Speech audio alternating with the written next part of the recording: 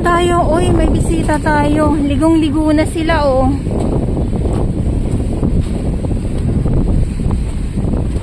Ligong-ligo na sila.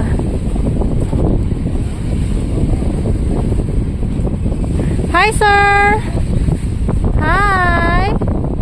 I'm good. Where are you from, sir? Germany. Germany.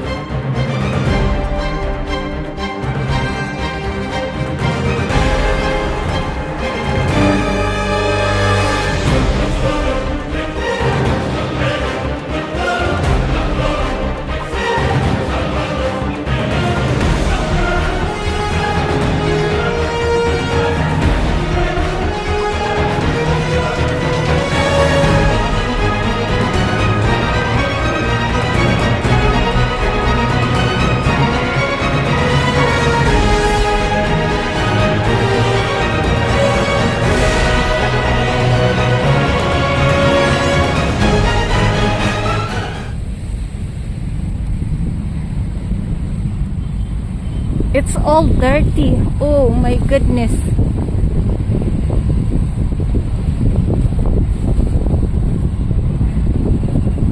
Okay, so nandito na tayo again.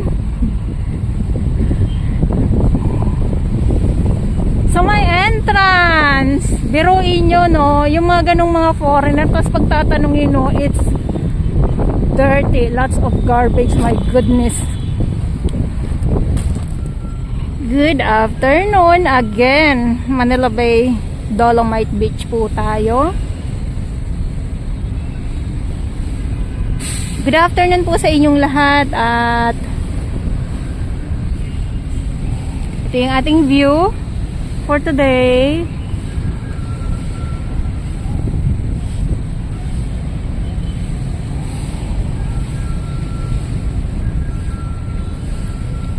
So ito muna, ha. Dahil ay mamaya marami po tayong bisita. Dahil ay isa na din ang inaabangan tuwing hapon na ay ang sunset. Isa na po ako ang nag-aabang ng sunset tuwing hapon. Ayan, tuwing hapon. At ako ay nagpapahapon ng update. Dahil ay pag ganito na medyo okay na yung panahon, so ibig sabihin ay okay na din ang okay na din ang sunset. Pagpapakita na din, aba, paano kung makulimlim? So ibig sabihin hindi okay ang hindi okay ang sunset, hindi natin makikita.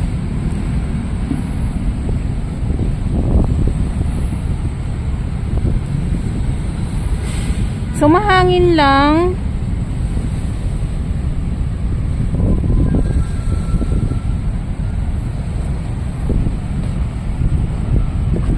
Kaya medyo yung kuha natin ay medyo maingay, ha. Kaya pagpasyansyahan nyo po ako. Pagpasyansyahan nyo po ang aking kuha kung medyo maingay. So or garalgal ba ang tawag doon? Yan. So ito yung ating mga kababayan ngayong hapon dito sa loob ng Dolomite Beach po.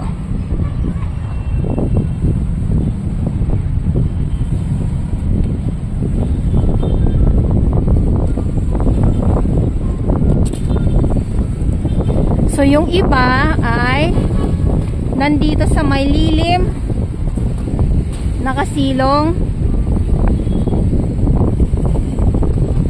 at yung iba naman ay tamang higa lang, tamang upo lang para sa picture.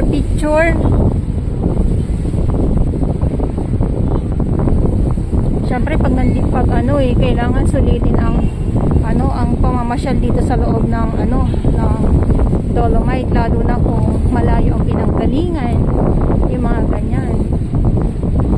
So ang bukas po pala ng Dolomite Beach ko ay alas 6 ng umaga hanggang alas 6 ng gabi.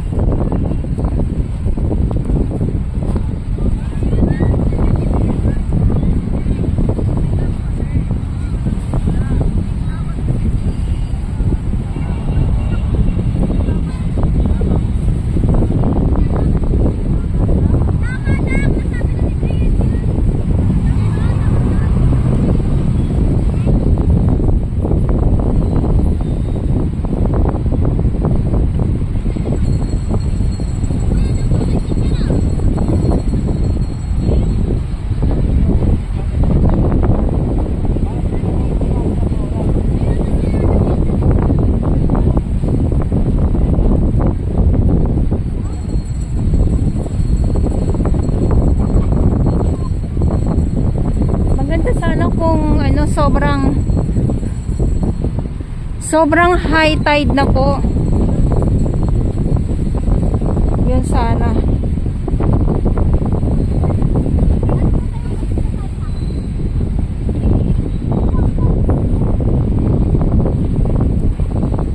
Ito bakas to ni bakas ni Iwan.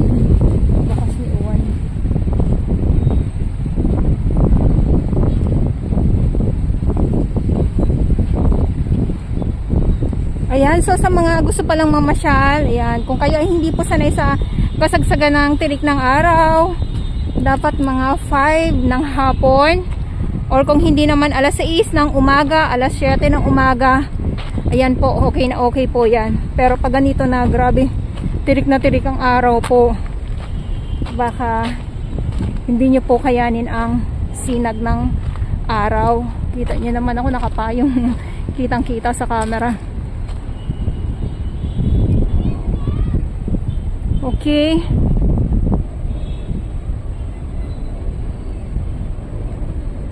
Ito yung ating view.